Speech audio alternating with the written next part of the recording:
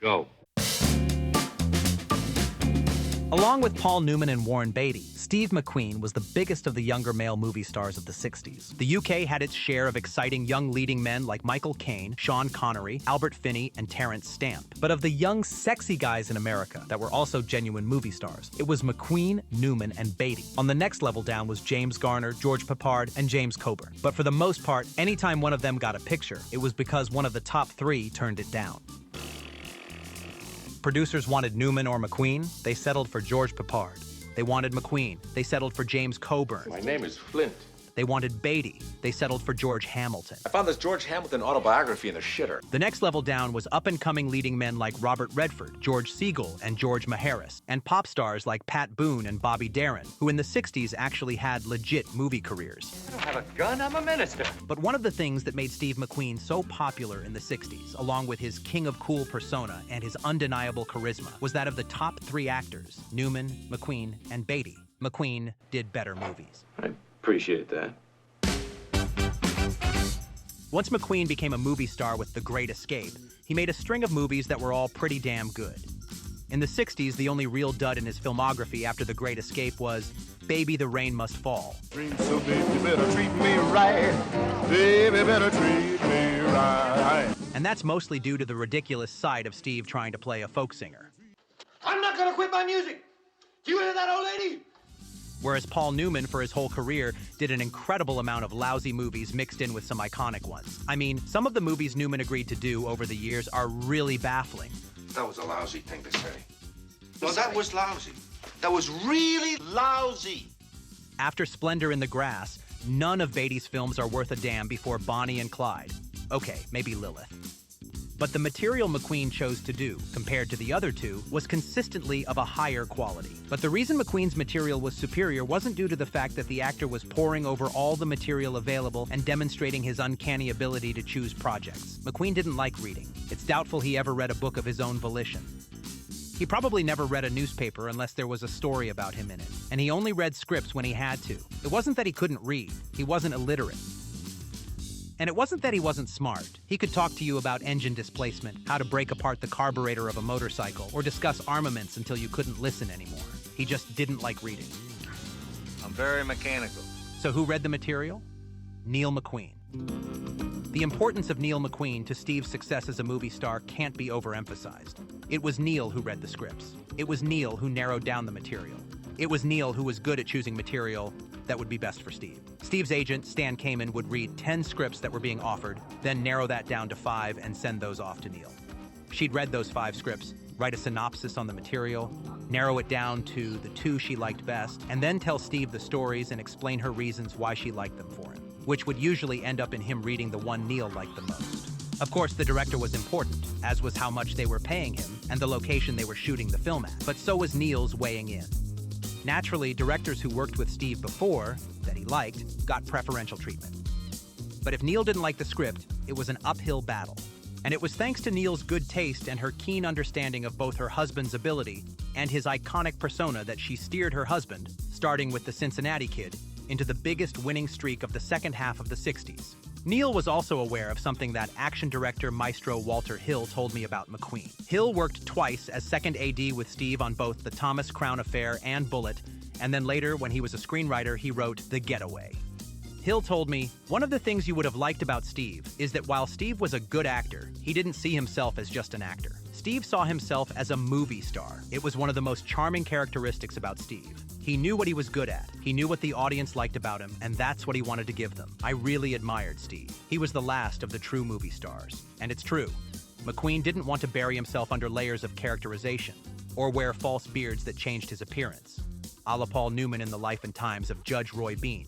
When he did movies, he wanted to do cool movie star things in these movies. He didn't want to do movies where anybody else had a better role than him. He didn't want to share the screen, and he always wanted to come out on top. McQueen knew his audience, and he knew they paid to see him win.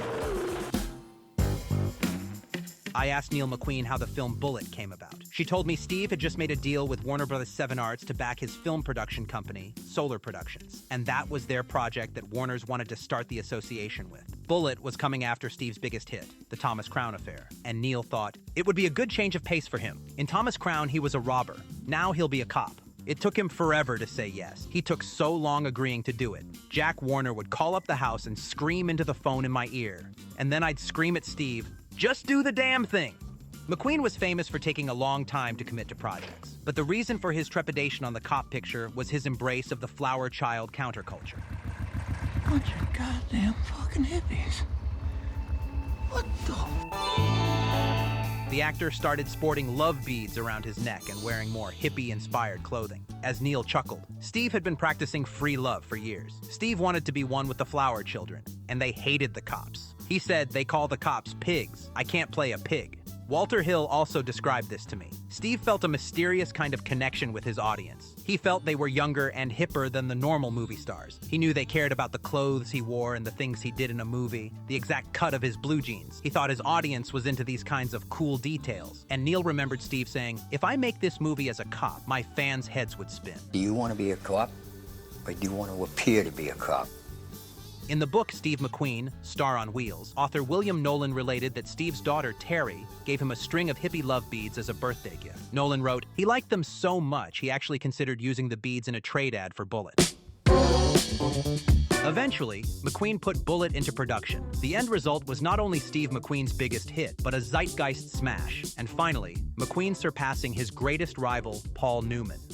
Now, when someone says something that's a drag, I gotta try to say something that's a worse drag. Drop dead.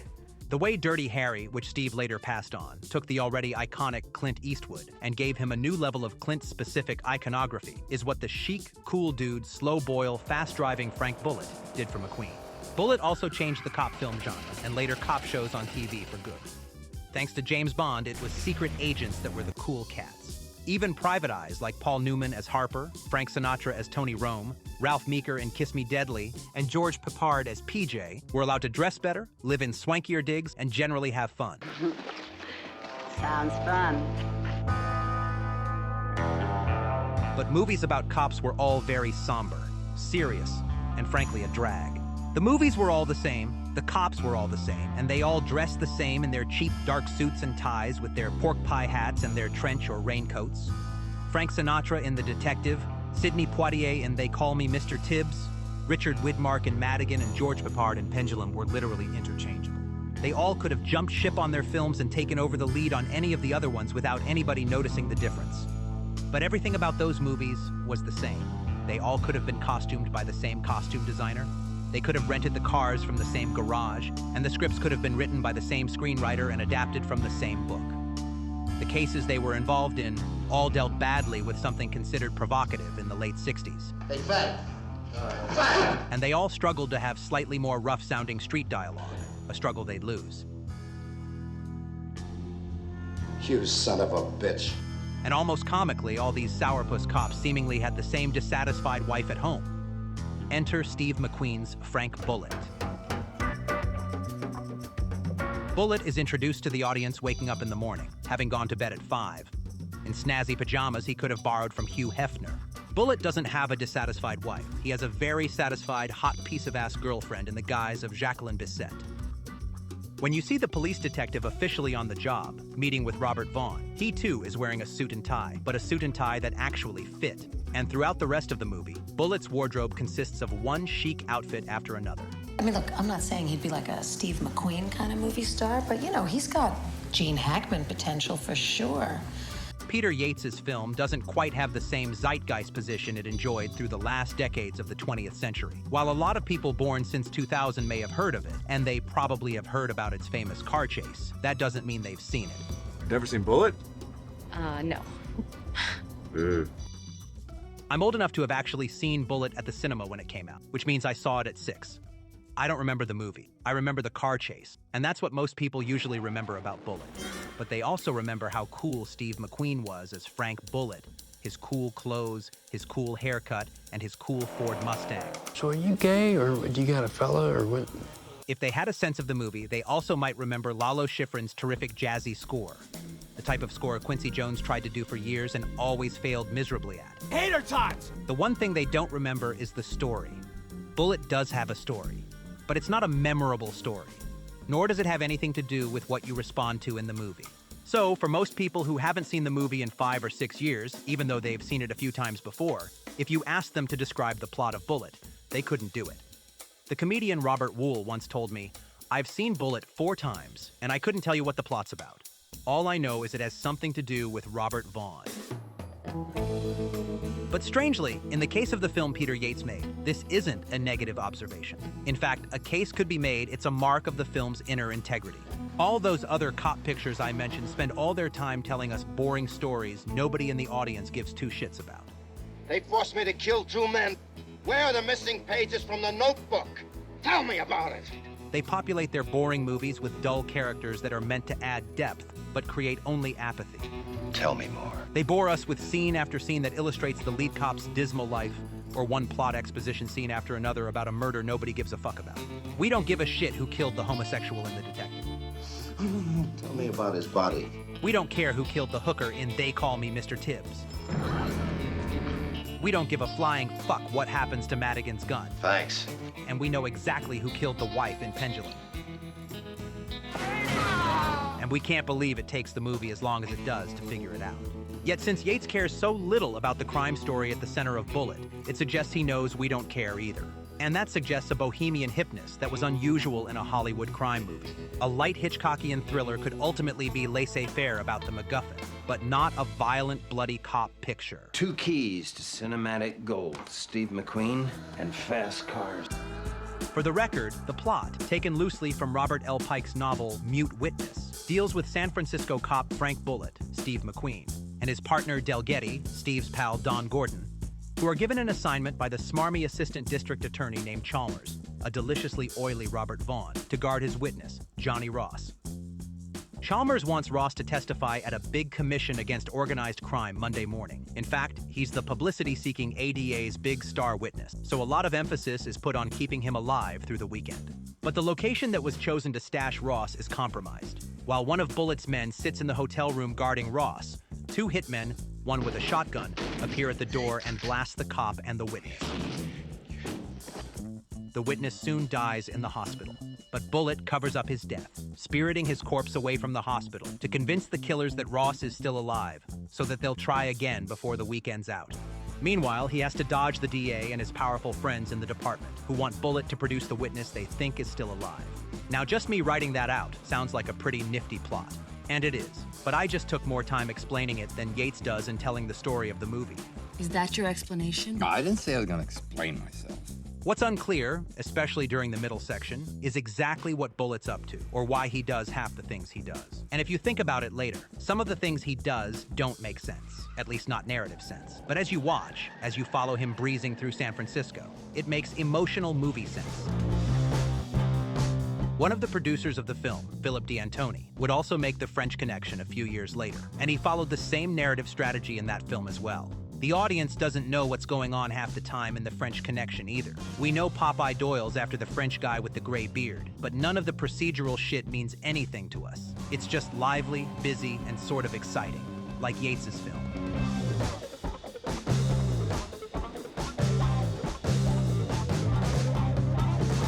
Bullitt is filled with weird moments and conveniences, but they don't matter because Yates, D'Antoni, and McQueen know we don't give a fuck as long as the movie's cool and doesn't get dumb. If Bullitt was going to change action films, it first had to break the back of the police procedural. The snazzy opening credit sequence with Lalo Schifrin's score and Pablo Ferro's stylishly designed titles sets the audience up for the whole movie. We don't really have any idea what's going on, but the characters on screen seem to know what's going on. And we don't really care because it's groovy to watch. Instead of wasting time trying to explain a mystery, it's the first urban action movie to go from one expertly executed set piece to another. You could make the case that Goldfinger was the first modern movie to do that, but the fantastical nature of the story allowed for it more than a modern-day cop crime picture. And it's not just the car chase. The scene where the killer is loose in the hospital and Bullitt and Del Getty are after him is terrific as well. When you see how well Yates does that scene, you have to wonder how he managed to so badly stumble his way through the suspense scenes in his anemic 1981 thriller Eyewitness. Bullitt is about action, atmosphere, San Francisco, Yates's great location photography, Lalo Schifrin's jazzy score, and Steve McQueen. Nothing else matters. Aside from the opening credit sequence, the other scene that sets up the movie is early on when Frank takes his girlfriend out to dinner, and we watch them have a good time and eat dinner. Yet, we don't hear a fucking thing they say. Other than demonstrating they like each other and that Frank is capable of having a good time, nothing personal is revealed about the couple during the whole sequence. What Yates feels is important is the jazz band performing at the restaurant, the sound of jazzy music, the hip vibe of the establishment, the San Francisco atmosphere, and the spot-on-looking extras that surround McQueen and Bisset. The scene tells us nothing narratively, but we dig it. Don Siegel did terrific location photography in his career, and he would do a good job shooting San Francisco 3 years later in Dirty Harry. But nobody had ever shot San Francisco as great as Peter Yates did, or ever will again. The way he utilizes location to such a dynamic degree suggests a master cinematic stylist. One of the reasons he did such a dynamite job was he went 30 days over schedule. Yates was shooting a movie, not a schedule. While Yates would do good work many times again, he would never demonstrate the cinematic style and confidence he does in Bullitt. If he managed to do what he did in Bullitt 4 more times, he would have been the greatest action filmmaker, save for Steven Spielberg and Sam Peckinpah of the 70s. Well, men should be rugged like Steve McQueen. The way he stands, like he's always ready for something. And then there's Steve McQueen as Frank Bullitt. The reason why we're here, the reason we're watching, the reason the whole fucking thing works. Rarely in the entire history of Hollywood movie stars being movie stars has a movie star done less and accomplished more than McQueen with this role in this movie. The part is nothing, and yet he makes it a great role. He practically does nothing, but nobody in the history of movies did nothing like Steve McQueen. As great as McQueen could be, this is the role he needs to be remembered by, because it's in this role he demonstrates what he could do that Newman and Beatty couldn't, which is just be. Just fill the frame with him. I'm not saying McQueen was playing himself. Steve McQueen in real life was decidedly not like Frank Bullitt. Frank Bullitt was a McQueen creation. But what makes it such an achievement is how minimalistic the creation was, and how the minimalism was key to the performance's success. In real life, everything suggests Steve McQueen could be a real hothead. In Don Siegel's autobiography, he relates that a few times during the making of Hell is for Heroes, the two men almost came to blows. Apparently, McQueen and his co-star on that film, Bobby Darin, also couldn't stand each other. As you can see, we eat very well around here. Hey, honey, up and up. If there's anything you might need, I'm the guy to see. If I don't have it, I can get it for you. Beat it. But McQueen's Lieutenant Frank Bullitt is no hothead. He is the epitome of cool. And when I say cool, I don't mean just the charismatic He-Man, bad boy, cool McQueen was famous for, though he does have that too. I mean, emotionally, Frank Bullitt is as cool as a reptile. Nothing makes him get hot. Nothing makes him lose his cool. When Robert Vaughn's ambitious D.A. Chalmers bitches out Bullitt in the hospital, accusing him of incompetence and threatening his career, Bullitt says nothing. No blow-up. Lieutenant, don't try to evade the responsibility. In your parlance, you blew it. Lieutenant Frank Bullitt doesn't engage with anything that would upset him, and he possesses a Herculean power to not get upset. He just goes back to work.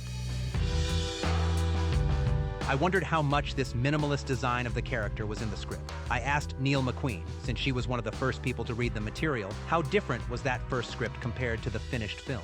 She told me it was vastly different. She implied the original script by Harry Kleiner was much more of a straight adaptation of Pike's novel.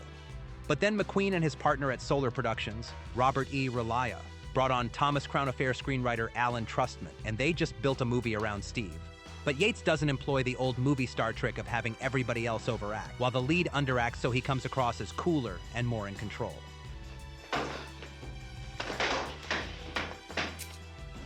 Now return to Bullitt on in progress.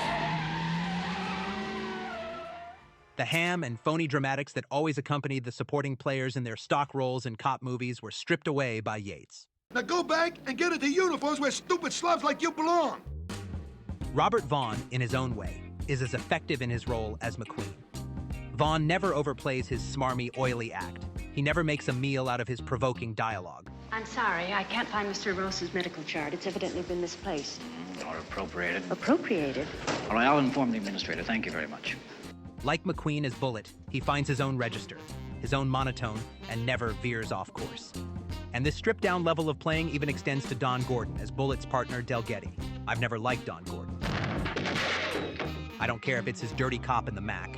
Put your hands up, Goldie. Put him up, you son of a bitch! As Jim Brown's goofy sidekick in Slaughter. Hi. Or Dennis Hopper's sidekick in The Last Movie. Or any of the parade of 70s cop shows he guested on. Why don't you both go to hell? A Clint Martin production. Come on, get out of here. But this built-for-speed version of Don Gordon is very effective. He's actually perfect as Bullitt's partner. And the fact that McQueen and Gordon liked each other in real life is felt in the movie. As Frank Bullitt, Steve McQueen has more lines than he would in Le Mans, but not much more. In Le Mans, the lack of lines is self-conscious. When Clint Eastwood, as Frank Morris in Escape from Alcatraz, doesn't speak for the first 15 minutes, it's self-conscious too. It's also cool and effective. Welcome to Alcatraz. But Bullitt's lack of dialogue is never self-conscious, because it's a physical performance. Bullitt doesn't explain to the audience or other characters what he's doing or thinking. He just does them, and we watch. When I mentioned to Neil McQueen how little Bullitt spoke, she said, "That was all Steve. He really didn't like to talk too much in movies. He would just rip out pages of dialogue. He'd do scenes with Don Gordon and say, 'Give those lines to Don.' Then Don would say, 'Who cares who says it? The camera's still gonna be on you.' And Steve smiled and said, 'That's right, baby.'" Steve McQueen plays the role the way Peter Yates directs the picture. Neither man seems to have any narrative or dramatic concerns whatsoever. Steve McQueen as Frank Bullitt keeps moving forward. Yates as the director follows him, and we, the audience, sit back and let them do our thinking for us. As pure cinema, it's one of the best directed movies ever made.